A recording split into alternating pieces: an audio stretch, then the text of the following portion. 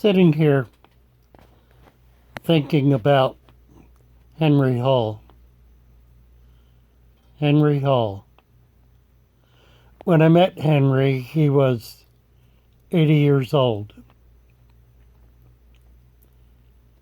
He lived in Baltimore, just off Druid Hill Park, at a townhouse that he had been in for many years. He had lost his wife a few years earlier and was looking to place his fish collection in an appropriate facility. I heard about him from a friend, Rick Hahn, at the Catoctin Zoological Park in Thurmont, Maryland. He had been in touch and found that he was not in a position to do anything to help. Well, I was on the board of directors of the founding board of the National Aquarium, and we were looking for ways to promote the facility before construction began. So I took it upon myself to go visit Mr. Hall. He was a big man, about 6'4", 250 pounds easily, solid, rock solid. He had been an engineer, what's called a stationary engineer, which meant he ran, in his case, the physical plant at the Old Mercy Hospital in Baltimore. Ran the heating, air conditioning, and power systems. So he knew his way around and had been at a position of some responsibility. Long retired, he had been keeping fish all his life,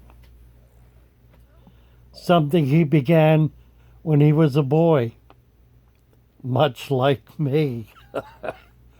In fact, now I think about it, I'm the age now that Henry was when I met him. That's a little shocking.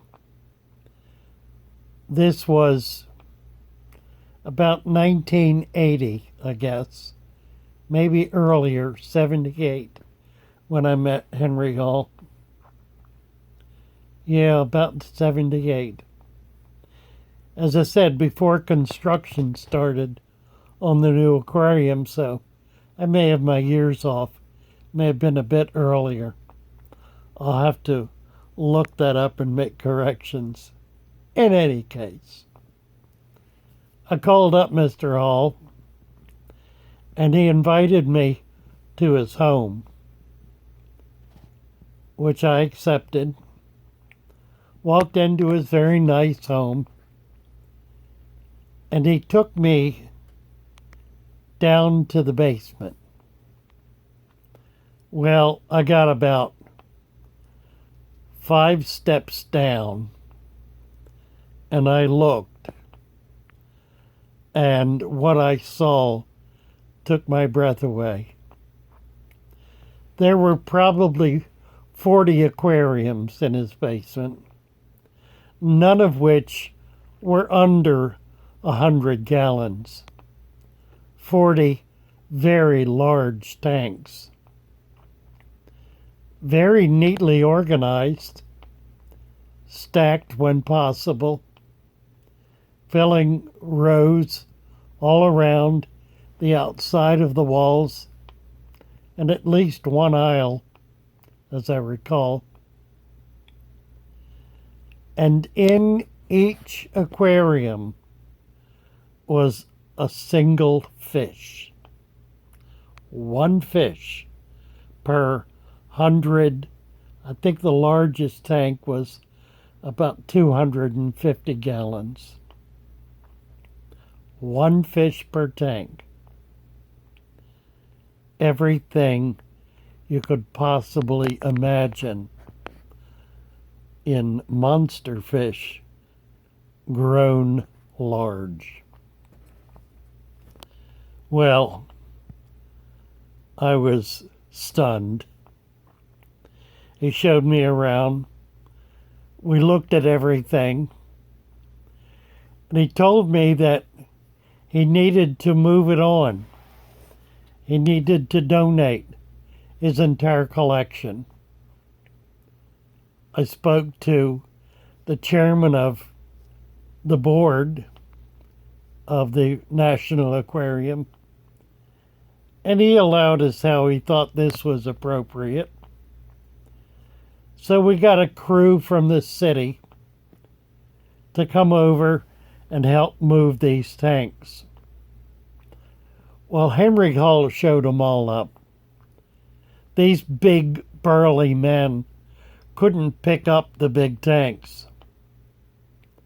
So Mr. Hall showed them how to rock it off the stand, tip it to the floor, and walk it out the door, single-handed.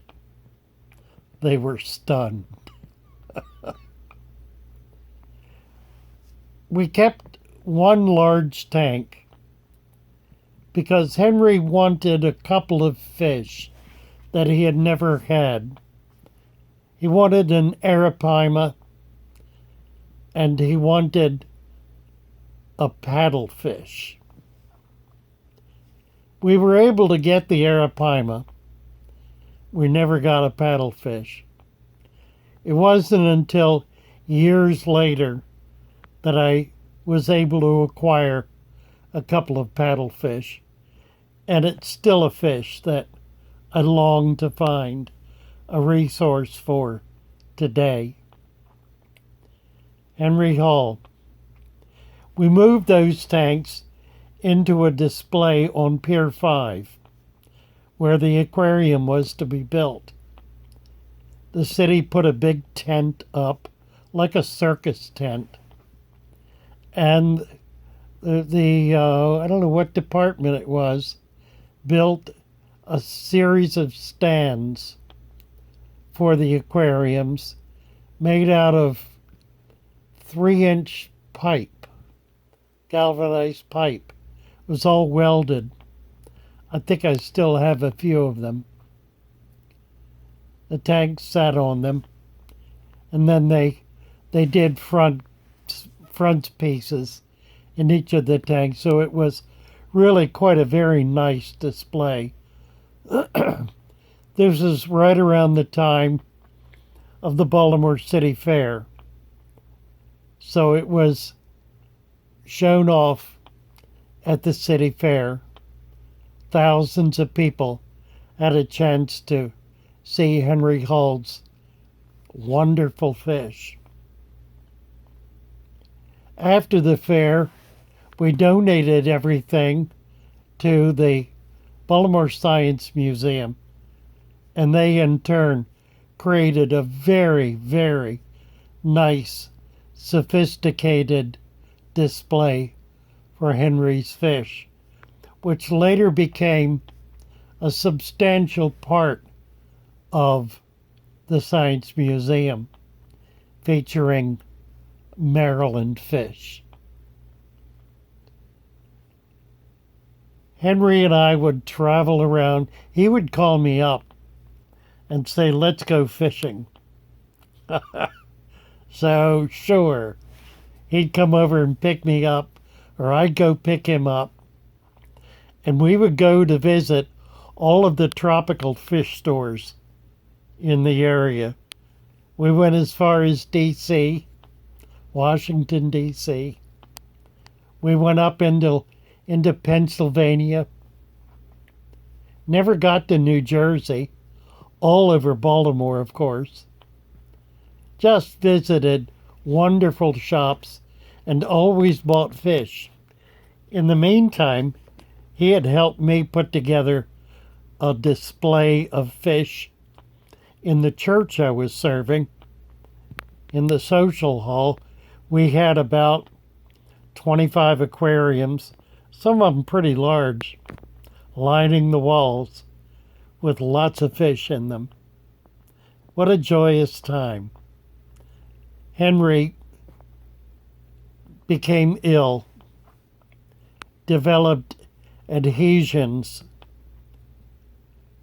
from which he did not recover.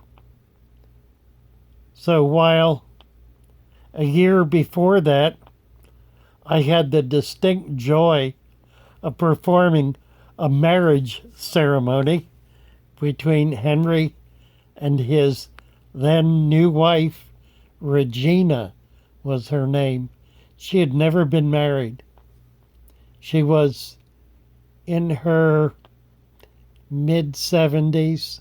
Henry was 80. We had a wedding. We had a party. And she lost him within a year.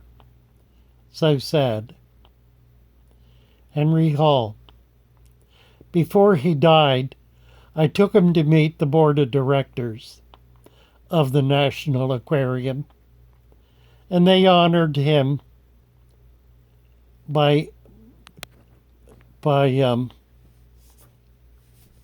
bringing him on the board as a board member, and then later creating a scholarship for young men and women to learn stationary engineering, which of course is a very substantial part of any public aquarium.